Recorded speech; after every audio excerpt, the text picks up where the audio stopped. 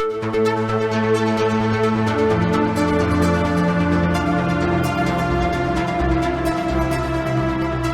and welcome to the Sensibly Speaking podcast. This is Chris Shelton, the critical thinker at large, welcoming you to another hour of podcasting greatness, I hope. This week, it is just little old me and the microphone and you. Thank you very much for inviting me into your home this week. I hope that my talk will be useful, informative, educational, and hopefully somewhat entertaining along the way. But what I'm talking about this week is not necessarily something that is, very entertaining, and that is the subject of grief and loss and mourning loss and that sort of thing. This subject was sort of forced on me in the last couple of weeks because our dear, dear, wonderful cat, Seven, who I have referred to often lovingly over the years as Seven the Wonder Cat, and our little ball of furry love and joy, and OT7, and all kinds of wonderful names that you guys have given him. Well, he passed this week. He, unfortunately, after 15 years old, he came down with or developed pancreatic cancer, and he died. We had to end his suffering, and that's what we did.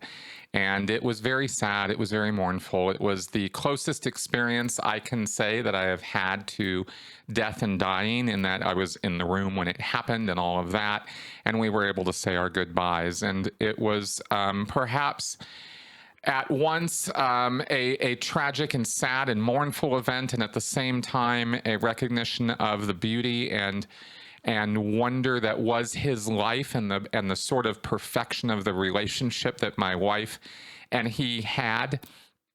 She adopted him when he was very, very, very young, still just a little tiny kitten, and back when she was 24 years old. And that was 15 years ago. And she, of course, loved him to a fault, and not to a fault, really. Actually, she just kind of loved him. And anyway, and then he passed. And over the last 5 years that I have known him, of course, I've developed a very close relationship with him too. And people can think that one goes too far with pets, and there has been expressions of people going, what's such a big deal? That's not a problem. It's just a cat. What's the problem? You're too attached. You're the problem. You have an issue of some kind because you have formed this emotional attachment with this other living creature. How dare you? You are just, that's what's wrong with you, right? It's sort of the analysis from certain low IQ people who don't seem to share in the concept of empathy and compassion. So I don't really have kind words for people who try to rain on or spoil a person's grieving process with their own arbitrary ideas about how it really shouldn't matter at all anyway, and what's your problem. That's not constructive or helpful or useful. And if you're one of those people who says that to other people, you really need to stop doing that, because it only makes you look like the asshole that you are. So I'm being perhaps overly sensitive about that kind of thing. But unfortunately, Mel and I have not received, really much of any of that. But we have seen it expressed in other support groups and by other people. And it's very, very unfortunate when that happens. Whether you're talking about a person, an animal, an object, whatever it is that is the subject of a person's grief and loss, it's not for you to tell them how they should feel about it based on your point of view. This is one of those times where projection and where trying to empathize with people can backfire enormously if you really don't take the time to understand where that person is coming from, as opposed to how you think they should be thinking about it. This is just one of those kinds of things. So thought I would comment on that, kind of get some of the negative out of the way right away, just because it was on my mind and I'm kind of that guy. But let's go ahead and now talk about something much, much, much more important to this whole thing, and actually leads into a much bigger topic that I wanted to get into this week. Because while the loss of Seven was devastating and very, very hard, and something we're still getting over, the learning about the grieving process, I should say, brought me to a new look at the 5 stages of grief. And this is, you might have heard something about this or heard of this.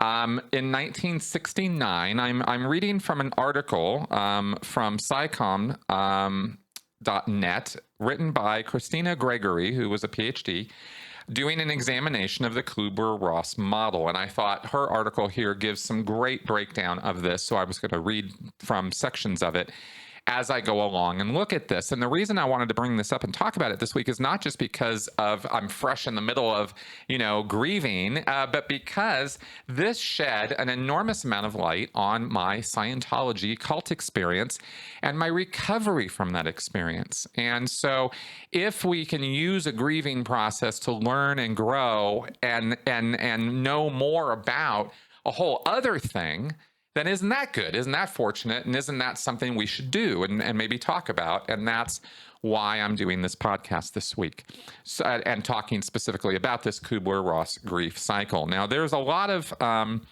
misunderstandings and miscommunications about these 5 stages of grief. So let's be first clear and clear up any sort of misconceptions about it. This was first introduced, her 5-stage grief model, in her book On Death and Dying. That is the book that she wrote back in '69, working with terminally ill patients. And there has been criticism leveled against this 5-stage model because not everybody experiences these 5 stages, nor do they experience them in the sequence that they are given, or they might experience only some of them. And that's okay.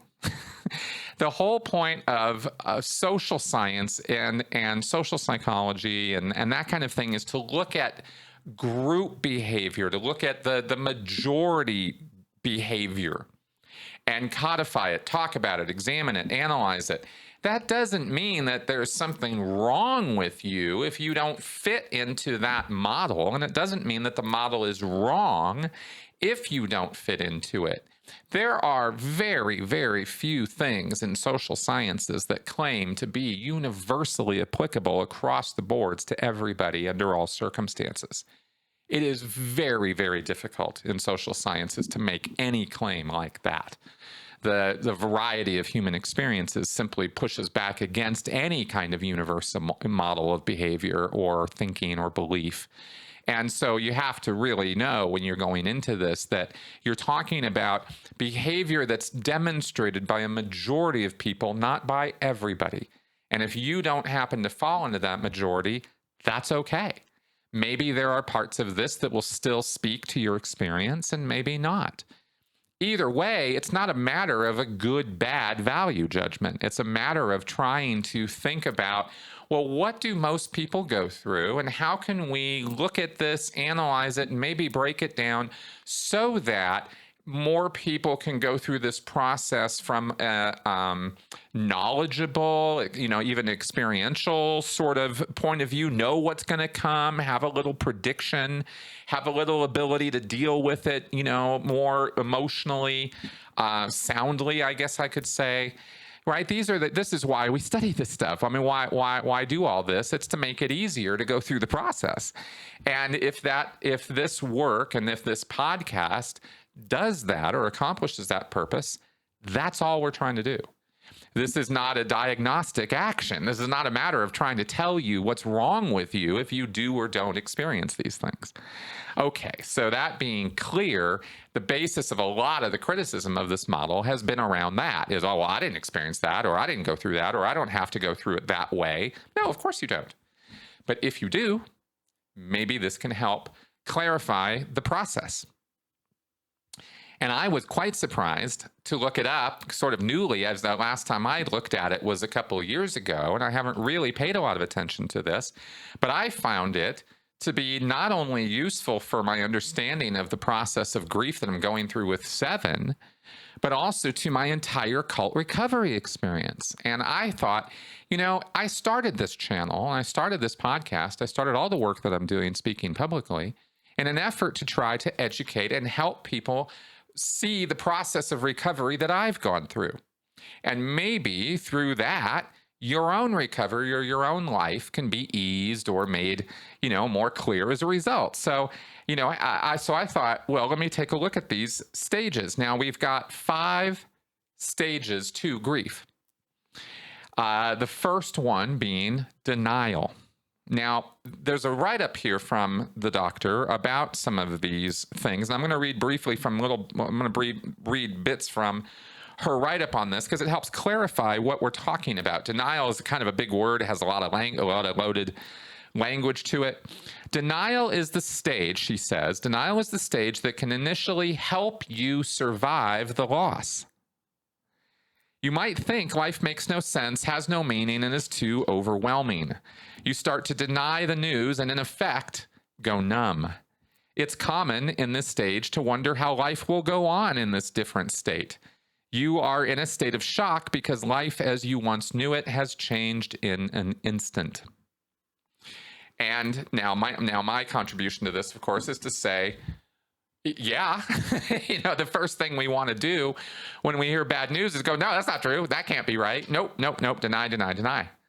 That's denial, right? Of course it is. It's a perfectly natural response. It's kind of built into us, because why would we want to accept something that would so radically change the things on which we base or anchor, the most important aspects of our life? And in a way, you could look at the word grief as a word that expresses the emotional responses to forced change, an enforced reality that you don't want, never wanted to have anything to do with, but life's not giving you a choice. There is no option here for you to opt out of this particular agreement. And death and dying are one of those things, and we push it off. We don't talk about it. We deny its existence. We use flowery euphemisms and phrases, and we come up with pleasant ideas to deny the reality of the fact that we're not going to be around at a certain point in time. And this is a very, very hard fact to deal with. It is one that I have struggled with for years after leaving Scientology. Years and years I have been dealing with this denial, this effort to deny, because in Scientology I came from a belief set where you are an immortal spiritual being who has lived a near infinite time in the past and will continue to live infinitely into the future. Time has no concept for a thetan. A thetan just lives. And it simply exists, and it exists beyond the reality of the physical universe even. And this was something that I thought was true. I accepted this. I embraced it. In fact, I needed this to be true in order for me to navigate the difficulties of life. Every time I got on a plane, I dealt with my fear of flying and my fear of death by telling myself, like a mantra, that it would really suck if I died and lost this body, but I'd just come back, in another body, and it would all be all right. And I'm not going to end, and I'm not going to stop living, and I'm not going to stop existing. Because that idea was just so foreign to my way of thinking and my desires that I couldn't entertain it. And so I would cling to this belief that I am an immortal spiritual being in order to help me navigate those fears and those difficulties. And it wasn't, of course, just flying or my fear of flying. It was all kinds of things that this would help me navigate. Anytime that I was under any threat, it wasn't really a threat, see? I got to reframe or redefine what a threat is to me because of this belief I had that I'm a immortal spiritual being. And so I can't be killed. You can't touch me. You can't really affect me in any way. And ha, ha, ha. So I could use this as a defense mechanism. I could use it as a denial mechanism. I could use it as a mechanism of ignorance to keep myself stupid on certain topics like science and neuroscience and biology and the facts of life, that bodies die. And when bodies are over, that's it. And that is what I believe to be true after a great, great, great deal of introspection and examination and reading and writing and talking on the topic of death. I truly believe that when we die, that's it. We're over. And we're just as aware as we were before we were born. That's pretty much the way I've been able to give myself some comfort with that.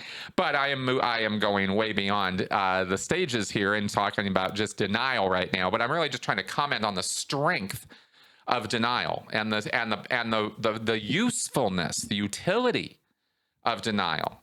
We castigate it. We talk about it in pejorative terms. We say denial is bad. You're in denial. We just won't face facts. As the, we make it an accusation so often, which, like so many other things, we are prone to do that, despite the fact that it is really the worst possible thing we could be doing to each other, but we do it anyway. So denial does have a survival factor. There is a reason why we do that.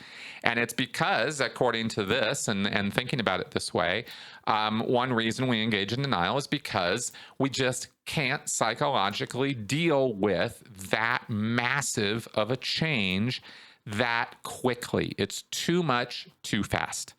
And when you talk about shock, that's what you're talking about. Too much, too fast. Too much change.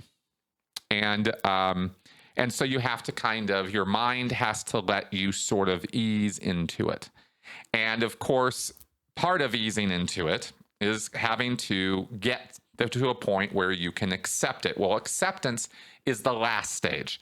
So what happens in between? Well, after you're denying it, once the denial and shock starts to fade, the start of the healing process begins. At this point, those feelings that you were once suppressing are coming to the surface. And here we have anger as your next stage. Now, I'll relate this to my Scientology experience because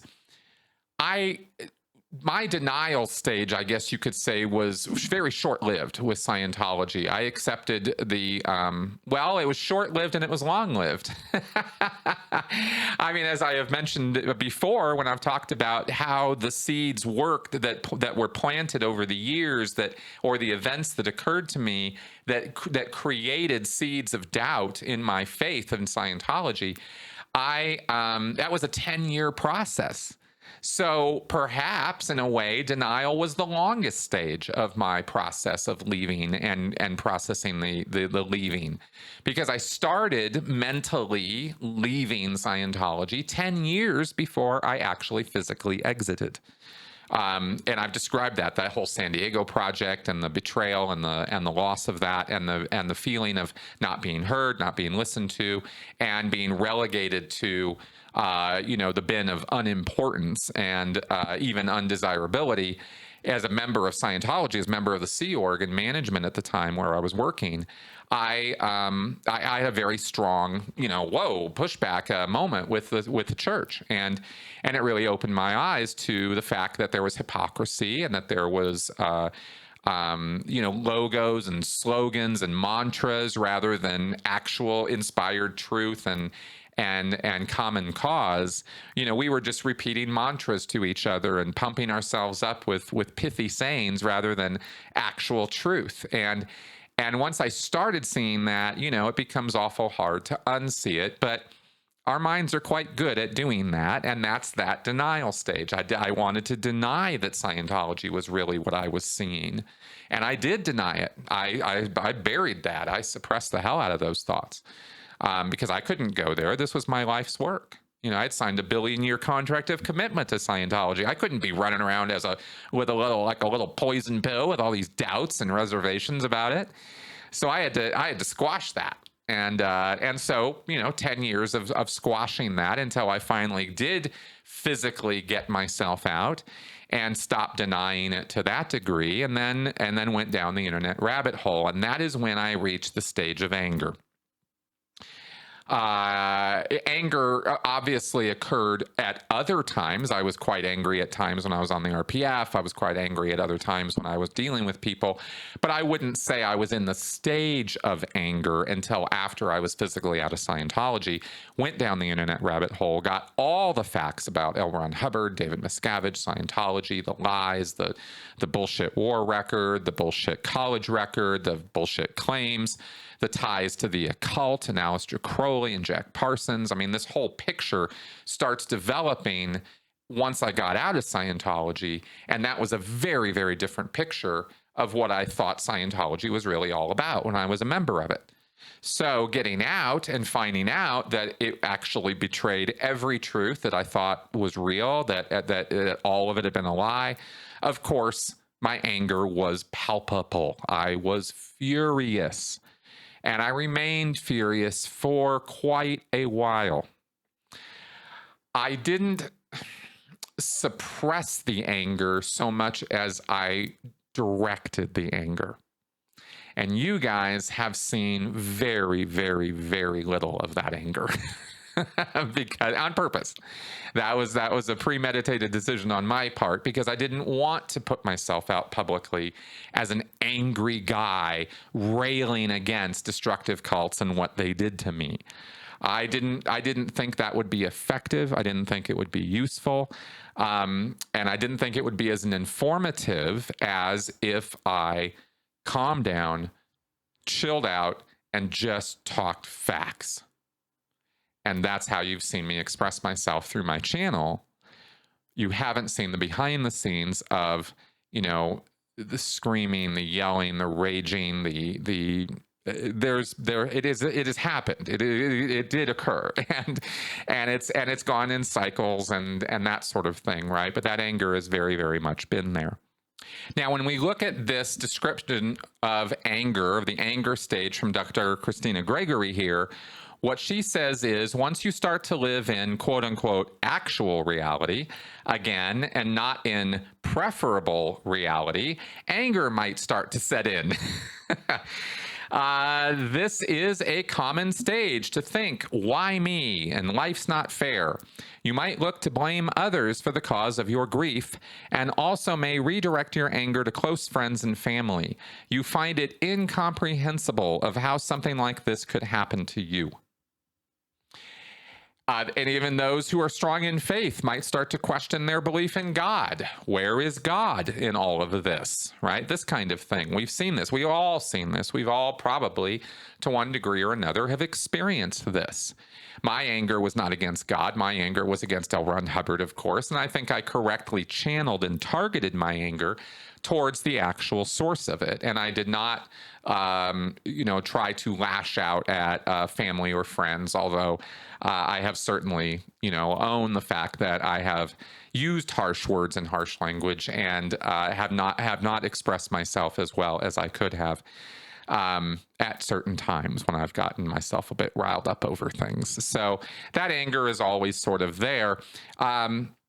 I give myself the right to be angry. I don't think anger is an inherently negative or misemotion, as they say in Scientology. I don't think there's something wrong with being angry. However, I do think that anger can be used wrongly, put it that way. So she says here, it will dissipate, and the more you truly feel the anger, the more quickly it will dissipate, and the more quickly you will heal.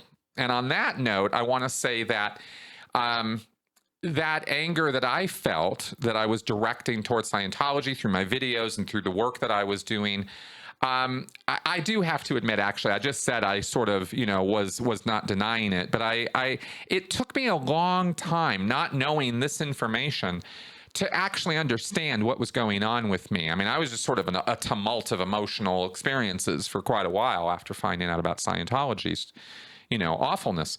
And so I didn't really have this to frame what was going on. And so I think I did suppress some of that anger to a degree, didn't really understand or acknowledge the validity of some of that anger. I was still thinking an awful lot in the early years of getting out of Scientology. I was still thinking a lot with Hubbard's, nonsense about emotions.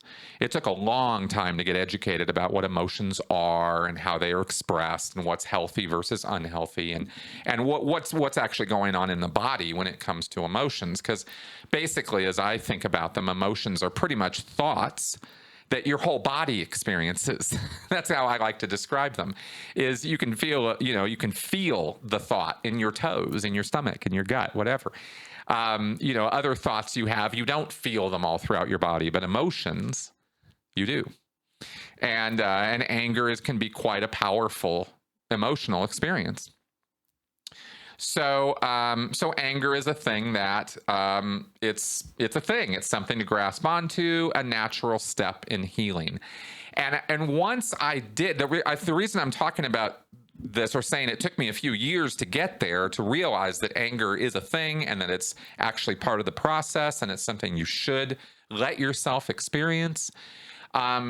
Once I did learn about that, it really helped clarify a number of things, and it also helped push away a lot of Hubbard's nonsense about it, because in Scientology, anger, grief, apathy, fear, these are called misemotion.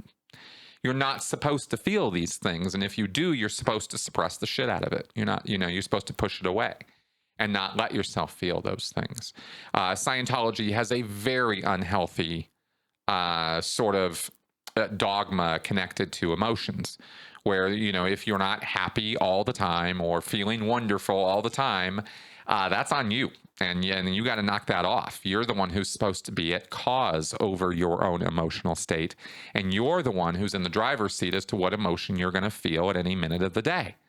Well, that's just simply not true. That's not reality. Emotions overtake us all the time.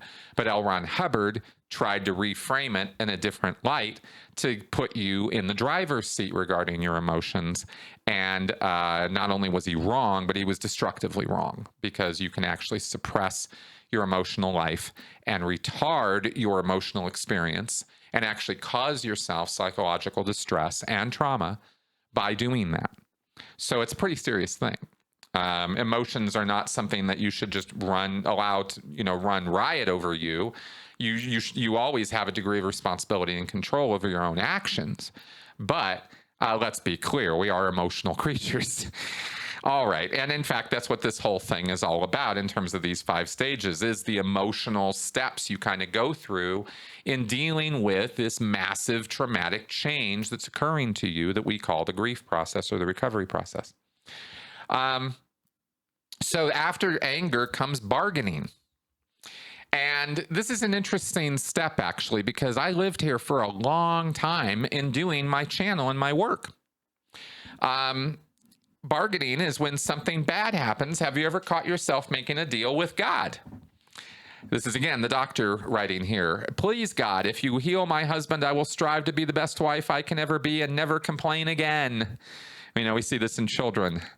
This is bargaining. In a way, this stage is false hope. You might falsely make yourself believe that you can avoid the grief through a type of negotiation. Now, for me, this had to do with speaking out. And my speaking out stage, I guess you could say, has gone on for quite a number of years. Here under the chart that they give under the bargaining step, it lists a few sub-steps: struggling to find meaning, reaching out to others, and telling one's story. And of course, telling my story is an activity that I've been engaged in, and deconstructing Scientology as a philosophy, as an authoritarian control system, has also been part of telling my story. Breaking down and criticizing the various aspects of it has been part of telling my story. And because it's all been from my experience and has been informed by my experience of Scientology. If you just read what L. Ron Hubbard wrote, you might get a very weird and very different idea of what Scientology is all about than the lived experience of it. And that's what I have to offer in talking about it, is the lived experience of it, not just what the written word says. And the culture of Scientology and the rules and the language and all of that stuff factors into all of that. So my bargaining process has been, to a great degree, explaining all of this to you guys. And sort of holding off or pushing back by doing that, kind of in a way pushing off some depression and some anxiety and some harsh realities about it. And one of those harsh realities was my own contribution to that picture. In other words, my own responsibilities for my actions and what I did to other people. And starting to examine much more closely the relationship between the victim and the victimizer. And the fact that those roles change in a destructive cult. And the membership wears both or fulfills both roles at different times, especially if you start working for the cult or working for the high control group. Then you're victimizing other people almost by definition. And yet there you are being a victim at the same time. How does that work? Well, I've been having to figure that out, break that down, talk about that. And in so doing, realize that my own responsibilities for victimizing others is a part of this picture, and one that I had to take a good hard look at and kind of stop denying. And that was, again, part of that bargaining process of like, oh, gosh, really? Oh, I guess it is true. I had something to do with this too. Ooh, okay. And having to deal with that. That's, again, that's kind of part of that process. And that led me straight into the next stage, depression. Depression is a commonly accepted form of grief. In fact, most people associate depression immediately with grief, as it is a quote-unquote present emotion. It represents the emptiness we feel when we are living in reality and realize the person or situation is gone or over. In this stage, you might withdraw from life, feel numb, live in a fog, and not want to get out of bed. The world might seem too much and too overwhelming for you to face.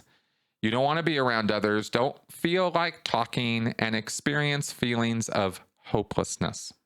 You might even experience suicidal thoughts, thinking, what's the point of going on? All of the above has happened to me within the last year. And I would say that all of that is part of opening the floodgates to feeling what I needed to feel and going through what I needed to go through in order to process that depression and kind of live through it. Because there is another side to it. And I didn't know that when I was going through it, but I hoped.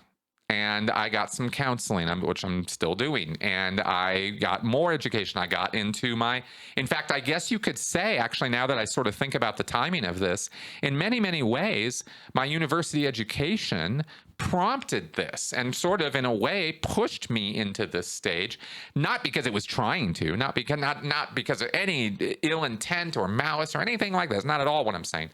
On the part of the people who put on the program that I'm doing, or any of the other students, or anybody, nobody intended for me to become depressed while learning about destructive cults and high control groups and coercive control. But that is kind of what happened. And I can only sit here talking about it right now because I feel I have progressed through that, and hindsight allows me to look at it and kind of see it for what it was. At the time I was going through it, it was incredibly difficult, very, very confusing, very upsetting, and of course, depressing. There was a lot of anxiety and a lot of depression connected with that. You guys saw and heard various bits and pieces of it probably over this time. You've seen me talk more clearly, I think, more intelligently about this subject matter. All that really means is I get to use bigger words, but also some bigger concepts being considered when it comes to high control groups and coercive control. So you've seen some of that, but also behind the scenes, maybe you've also noticed some emotional roller coastering, some ups and downs, and some real introspective kind of examinations of what am I trying to do?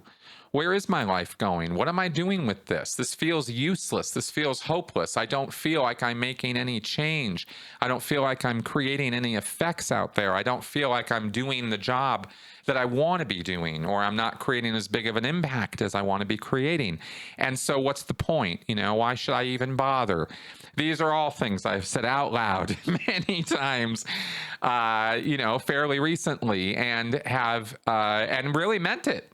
Really felt it, really was in it.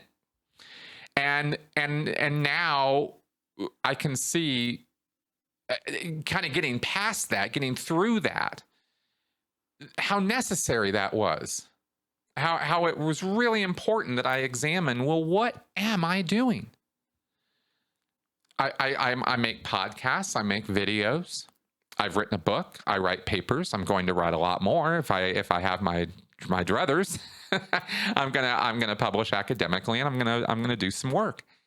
And that's more of, you know, the resolutions that I've been making in hitting this sort of acceptance stage. And but seeing the necessity of the grief and the grieving process and the depression was a little bit of a light bulb moment for me. It was a little eye-opening, like, oh my God, I had to go through this to get to the other side, where I can have now a much more accurate perspective of me and my work.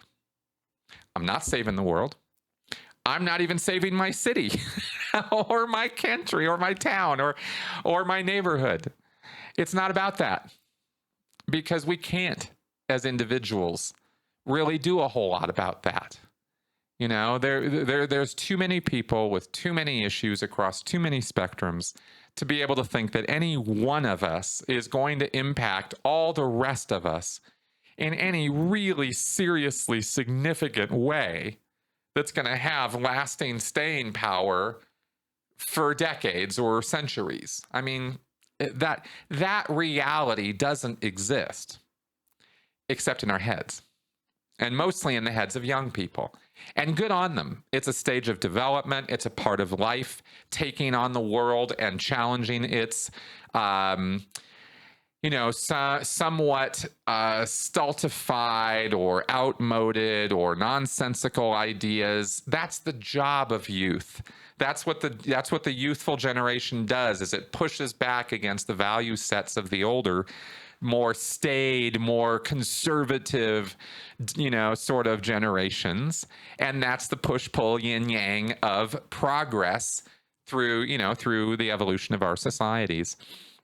So I can see that whole thing a lot more clearly now than I did when I was a Scientologist, when I was convincing myself on a daily basis that my actions mattered, that I was saving the world, and that what we were doing as a little group of Scientologists was more important and more impactful than anything anyone else was doing anywhere in the universe. And that's a pretty delusional state of mind to be in. But it was exactly precisely where my head was at for a lot of years. And it was just part of that denial process, really. I mean, in some ways, you could look at it that way. There was more to it than that.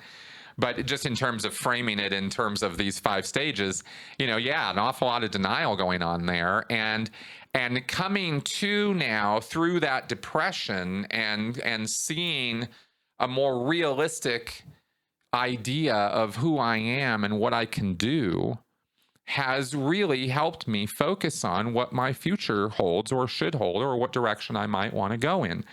And here are the subtitles or subsets to the stage of acceptance. Exploring options, new plan in place, and moving on. Okay. The last stage. Now, here's what the good doctor here, Christina Gregory again, has to say about the acceptance stage. She writes, the last stage of grief identified by Kubler-Ross is acceptance. Not in the sense that it's okay, my husband died. Rather, my husband died, but I'm going to be okay. In this stage, your emotions may begin to stabilize. You re-enter reality. You come to terms with the fact that the new reality is that your partner is never coming back, or that you are going to succumb to your illness and die soon. And you're okay with that. It's not a good thing, quote unquote, but it's something you can live with. It is definitely a time of adjustment and readjustment. There are good days, there are bad days, and then there are good days again in this stage. It does not mean you'll never have another bad day where you are uncontrollably sad, but the good days tend to outnumber the bad days. In this stage, you may lift from your fog, you start to engage with friends again, and might even make new relationships as time goes on. Now, for me, this all has been true. I have actually, for the first time in years, only recently started reconsidering the idea of membership in groups, in taking part in social activities as an active participant. I have had my flippers pulled in for a very long time. You have seen me speak at conferences or go out and do talks. You know, I have a YouTube channel. So what am I talking about? I'm pulling my flippers in. But what I mean is I'm in my house. I'm in my apartment doing this work. I don't go out much. I don't go out and see a lot of people a lot. I'm not a really heavily social person. I have a small circle of very close friends who I love to death and have very close ties with. And I very, very, very much value and cherish those friendships that I've made over these years. And they're great, great people. So it's not that there's nothing there, but when I think about what could be and maybe what I would like to have happen now, I see this stage of development or the stage of grief playing out in my life now. And it's just sort of an organic process. I didn't read this and then go, oh, here's what I need to do. This is what was happening. And then I read this and went, oh, yeah, that fits exactly. And that's kind of what's been happening. And I thought that was interesting enough to comment on, that you can get through these depressive states, not to a point where it's never going to happen again, but it gets less and less and less. And the way that you do that is you got to kind of have to embrace the reality of it. If there is one thing that I cannot ever credibly be blamed with or blamed of, it is a lack of introspection. I think all the time. And I think about thinking all the time. And I think about personality. I think about the psychological issues of identity and personality and consciousness and who are we and what is this all about and all of those kind of deep questions. These are questions that are on my mind all the time. So thinking on those topics and thinking about the experiences I've been having and embracing the reality that I would rather believe true things than false things. I would rather believe in an uncomfortable truth than a pleasing lie. If given a choice, I'll take the truth 100% of the time, however difficult it might be to deal with. And that doesn't mean that I have a, stranglehold on the truth or I've got the truth. I have what I think is the truth. But, the good thing about what critical thinking has taught me is that I have to always be willing to change my mind, be open to new ideas and new ways of looking at things. But by doing that and by being that way and processing my grief that way, and going through the recovery process of my grief of losing Scientology, losing that belief set, losing that ideal for human beings, losing this idea that we are immortal spiritual beings, losing this idea that immortality is a reality. I mean, losing these were a big deal. There were tons and tons of other ideas in Scientology that I lost, that I thought we could make the world a better place through auditing and through training and through this and that. And I thought it was going to be very easy and it was just a matter of getting it done, get her done, kind of an approach. The world is immensely, immensely more complicated than that. And solving the world's problems is logarithmically, exponentially more difficult than the Simple Simon approach that Scientology takes. I had to grapple with and deal with that reality because I embraced the Simple Simon reality. I needed that to be true. And the most difficult part of this process of leaving Scientology has been giving that up. I've gone on and on about it here. Between saving the world and living immortally, these were big, big deals for me. And so, but they're not real and they never were. And so kind of coming to terms with that is the recovery process for me. And I've now come to a place where I really feel that I have accepted that. And that this new reality that it's taken me 9 years to kind of achieve is not an end. It's really just another beginning. But it is a new beginning now, and it is an end to what has come before. And I'm very happy about that. And I didn't see anything like this ever possible years ago when I said, I think I'll be recovering from Scientology for the rest of my life. I think the recovery process is something that'll take the rest of my life. These are words that I have said in the past. And to a degree, those are true, but not necessarily in the way that I said them at that time, where I thought I was never going to get over this. There was never going to be a getting over Scientology. Well, I was wrong about that. I do feel emotionally over Scientology. Where I get riled up now is when I see people like new religious movement scholars, media pundits, cultists speak out publicly and openly in favor of these high control groups, not just Scientology, but the Jehovah's Witnesses, 12 tribes, Mormons, Christian Science, and the Gothard nonsense, the Christian cults, or the non-religious cults even. When I now see people advocating for these groups, and they do have their advocates, and this is in academia, this is in the media, this is in professional circles, that's what pisses me off now. But that's a separate thing from my own personal recovery from and acceptance of the reality of real life. The recovery from Scientology was its own thing. That's not that. And me, that's more of me getting riled up over the injustice of people in positions of power and knowledge and influence who are basically being the bad guys, the guys in the black hats, the guys who are standing up for the bad guys. That really pisses me off. And that's the fight that I'm fighting now. That's the fight that I'm moving into fighting. And if this degree and this work that I'm doing now has any sort of direction that it's giving me, it's that direction. Because I kind of like to fight.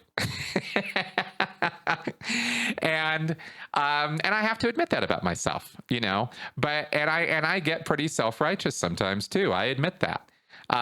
But I do my best to temper my self-righteousness against the facts and evidence and reason. And if I can be shown to be wrong, I'll deal with that and I'll take that and I will change my mind.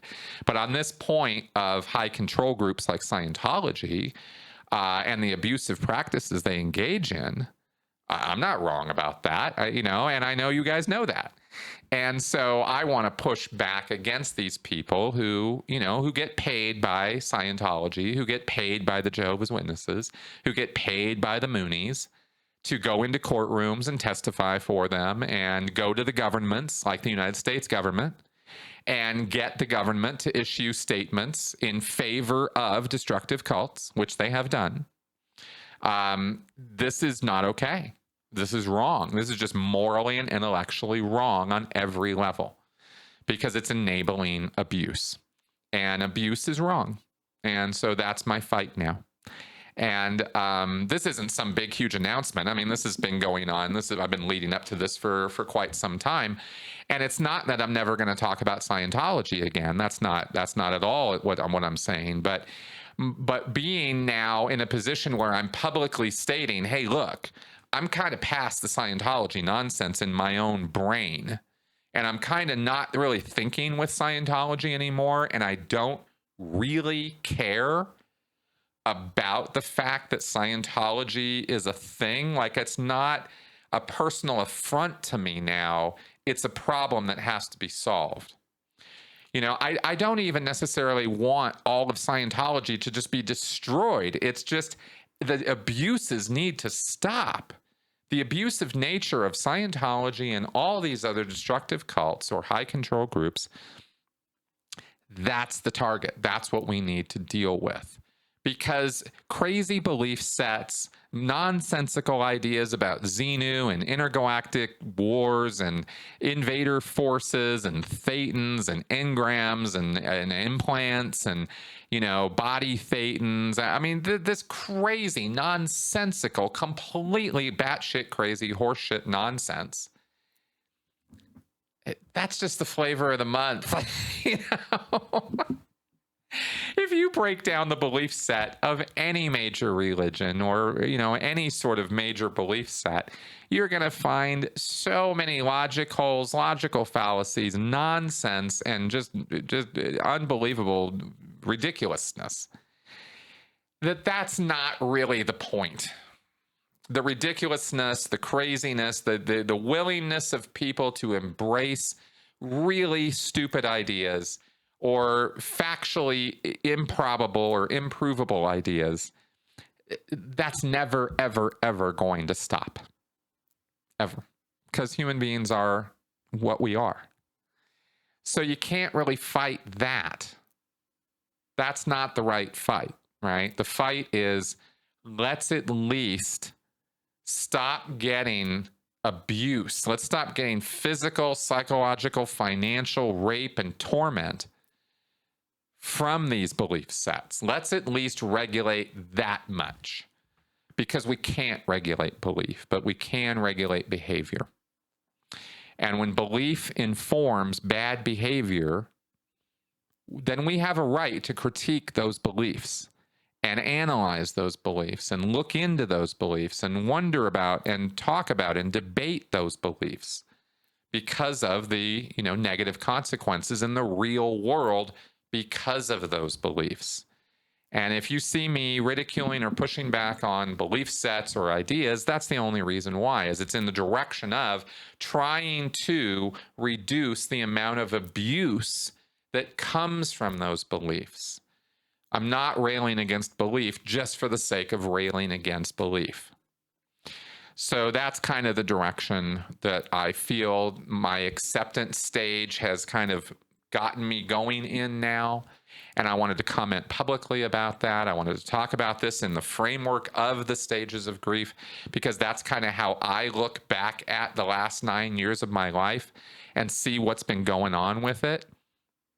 And I feel now that I am in a place that is far, far better mentally, spiritually, I guess you could say, than I ever was 9 years ago when I first got out of Scientology. I didn't even know, I had no concept 9 years ago that this was a place I could even get to. And here I am. So I thought I'd share that all with you guys. Thank you very much for coming around and listening to me blather on like this about these stages of grief. I will put a link to this article that I've been reading from so you guys can check it out in full, and I recommend you do so. It's very informative and very interesting to understand what these stages of grief are all about in this Kubler-Ross model. I found it very useful to me, and I hope that maybe some of what I've discussed here, if you are a former cult member or if you are somebody who has survived some kind of bizarre belief set or abusive situation or something, maybe some of what I talked about here might have been of some assistance or some help or some clarification. If so, I really hope so. That was the purpose of me sitting here behind the microphone today. All right, guys. Again, thanks for coming around and inviting me into your home this week. I really appreciate it. And I'll talk to you again soon. Bye-bye.